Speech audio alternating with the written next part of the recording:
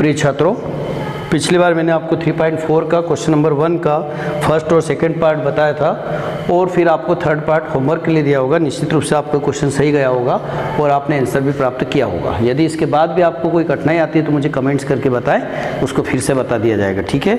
उसके बाद इसका क्वेश्चन नंबर 1 का ही मैं एक पार्ट और बताना चाहूँगा आपको, वो फोर्थ पार्ट है। इसमें अपॉन में इसका आंसर बता रहा हूँ, x/2 plus 2y/3 equals to minus, ठीक है। और दूसरी इक्वेशन है x minus y/3 equals to आपका 3। ओके, दो इक्वेशन है। तो पहले तो आप खुद देख रहे हैं कि हमेशा जो इक्वेशंस रहती है वो स्टैंडर्ड फॉर्म में होना चाहिए, यानी ax plus by equals to c form में होगी तो बेटर रहेगा। तो हम यहाँ देख रहे हैं कि अपान वाला पार्ट ठीक नहीं लग रहा है, तो यहाँ लिख दीजिए कि दी गई समीकरणों को व्यवस्थित करने पर या सिंप्लीफाई करने पर, ठीक है, सरलतम रूप में लिखने पर write in the simple form, या ऐसा लिख दें कि write in the simplest form to given equation, ठीक है। तो इसको आप अगर सरलतम रूप में लिखेंगे तो यहाँ हो जाएगा आपका एलसीएम कितना हो जाएगा, 6 हो जाएगा। और 3 का मल्टीप्लाई, या यूँ कहे कि 2 का डिवाइड आपने 6 में किया, 3 टाइम्स 3 का मल्टीप्लाई किया। बहुत सारे बच्चे ईच अदर मल्टीप्लाई कर देते, पर यह आदत ठीक नहीं है, क्योंकि हर जगह ईच अदर मल्टीप्लाई नहीं होता है। जब इन दोनों के मल्टीप्लाई से एलसीएम बनता है तो वो फिर ईच अदर मल्टीप्लाई में आप जा सकते हैं। बट अगर यहाँ पे 2 होता है, 4 होता, तो फिर आपका ईच अदर मल्टीप्लाई वाला मेथड आपका बिल्कुल गलत जाएगा। इसलिए बेटर तरीका यही है कि एलसीएम लें।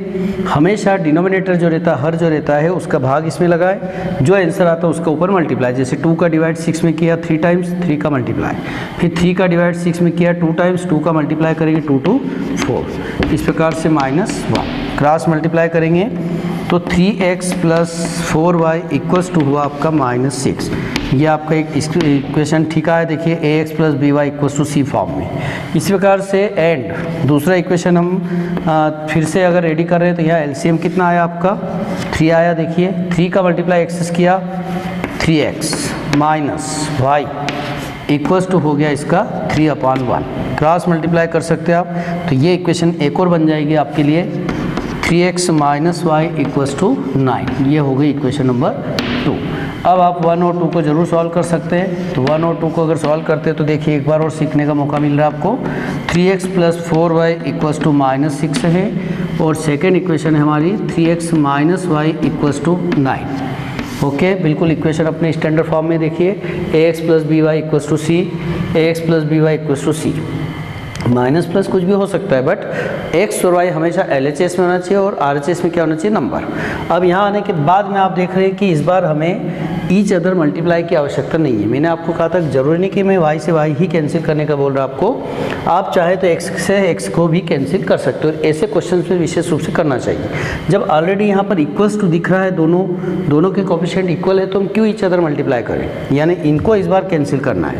बट कैंसिल करने के पहले जस्ट आपको देख लेना चाहिए कि जिसको हम कैंसिल कर रहे हैं वो दोनों, यानी एलिमिनेट कर रहे हैं, तो क्या वो दोनों के साइन अपोजिट है, दोनों के चिन्ह आपके विपरीत है। तो चिन्ह हम देख रहे हैं यहाँ पर विपरीत नहीं है, इसलिए यहाँ पे लिखेंगे हम बाय सब्ट्रैक्शन। यहाँ पर हम क्या लिखेंगे, घटाने पर। अगर घटाने पर लिखेंगे तो नीचे वाली इक्वेशन के साइन बदल जाएंगे, प्लस है तो माइनस हो जाए, माइनस का प्लस हो जाए और ये भी माइनस हो जाए, ये कैंसिल हो जाएगा। यहाँ प्लस है, यहाँ प्लस है, तो दोनों ये प्लस हो जाएंगे, मीन्स 5y हो जाएगा। और ये भी माइनस, तो माइनस का हो जाएगा 15। यहाँ बहुत सारे बच्चे मिस्टेक कर जाते हैं, क्योंकि इनके मन में प्रश्न ये आता है कि सर यहाँ तो आपने लिखा बाय सब्ट्रैक्शन और यहाँ आप दोनों को ऐड कर रहे हैं।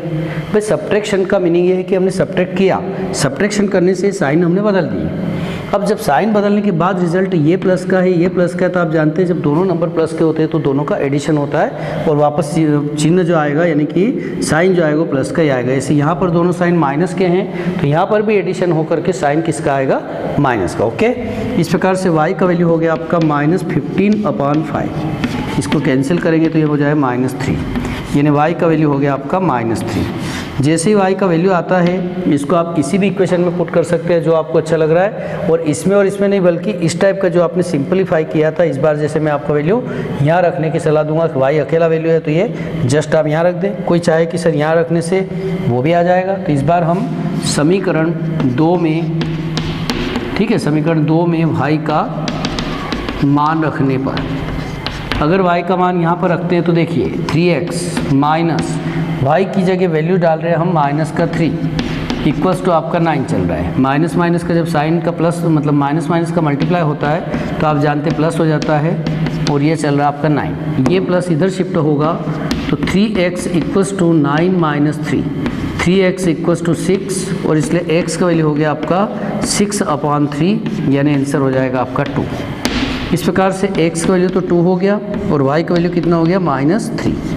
और जब x और y की वैल्यू आ जाते हैं तो आप इसको चेक भी कर सकते हैं। x की जगह अगर आपने वैल्यू रखा है यहाँ, x की जगह मान लीजिए यहाँ वैल्यू डाल के देखते हैं हम, 3 2 6 बनेगा, ठीक है, चेक कर रहे हैं हम, ये 6 आया, फिर प्लस 4 इंटू वाई, वाई की जगह कितने पास -3 है, तो -3 होने से ये प्लस भी माइनस हो जाए, माइनस का 12 आएगा, तो 6 - 12 का रिजल्ट क्या आ रहा है -6, मीन्स आपका आंसर बिल्कुल करेक्ट है, ठीक है। तो इस प्रकार से आप बहुत अच्छे से क्वेश्चंस को कर सकते हैं। पिछली एक्सरसाइज के क्वेश्चन को मैं याद दिलाऊँ आपको, जो हमारे वर्ड प्रॉब्लम के क्वेश्चन थे, जेकब का क्वेश्चन था, चाहे न्यूमरेटर डिनोमिनेटर वाले क्वेश्चन थे, जो रैशनल एक्सप्रेशन के क्वेश्चन यानी कि भिन्न के सवाल थे, या इस टाइप के जो भी क्वेश्चंस थे जिसमें 2 इक्वेशन तो बन जाती थी, और उसके बाद में मैंने आपको कहा था कि मैं आपको अगली बार फिर से याद दिलाऊंगा कि आप ऐसे क्वेश्चंस को विलोपन विधि से यानी कि एलिमिनेशन मेथड से भी कर सकते हैं। एग्जाम में ऐसा लिखा हुआ नहीं आता है कि आप इस वर्ड प्रॉब्लम वाले क्वेश्चन को विलोपन विधि से करें या प्रतिस्थापन से, ठीक है।